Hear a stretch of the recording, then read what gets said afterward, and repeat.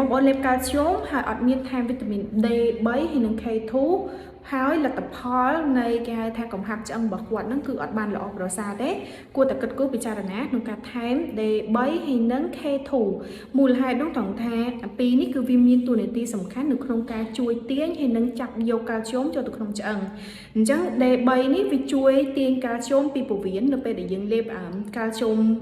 supplement ហ្នឹងទៅអញ្ចឹងវាជួយទាញទៅក្នុងចរន្តឈាមខណៈពេលដែល K2 នេះគឺមានតួនាទីក្នុងការដែលជួយទាញកាល់ស្យូមពីចរន្តឈាមទៅកាន់កំហាប់ឆ្អឹងដើម្បីឲ្យស្ទទុកនៅក្នុងកំហាប់ឆ្អឹងរបស់យើងអញ្ចឹងនៅក្នុងករណីដែលបងប្អូនកំពុងខ្វះកាល់ស្យូមនៅក្នុងឆ្អឹងកុំភ្លេចថែមវីតាមីន K2 នេះផងបើយើងដាក់តែ D3 ទៅវាបានទាញជួយដែរប៉ុន្តែវាមិនទាន់ជួយទៅដល់គេហៅថាដំណាក់កាលចុងក្រោយដែលយើងចង់បានណាអញ្ចឹងកុំភ្លេចថែមវីតាមីន K2 នេះនៅក្នុងបរិមាណដែលត្រឹមត្រូវ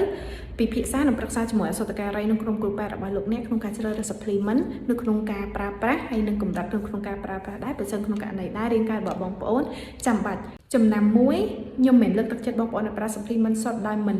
មាននៅរបបអាហារត្រឹមត្រូវល្អទេក៏ប៉ុន្តែនៅក្នុងករណីមួយចំនួនយើងត្រូវការលើសពីរបបអាហាររបស់យើងថែមទៀតអញ្ចឹងក្នុងការដែលយើងត្រូវការបែបហ្នឹងហើយតែជាហេតុផល supplement មានតួនាទីក្នុងការបំពេញបន្ថែមវិធីក្នុងការជ្រើសរើស supplement វិធីក្នុងការប្រើប្រាស់ឲ្យបានត្រឹមត្រូវប្រឹក្សាមួយអសតការីហើយនិងក្រុមគ្រូពេទ្យរបស់លោកអ្នកម្ដងទៀតអរគុណច្រើនបាយ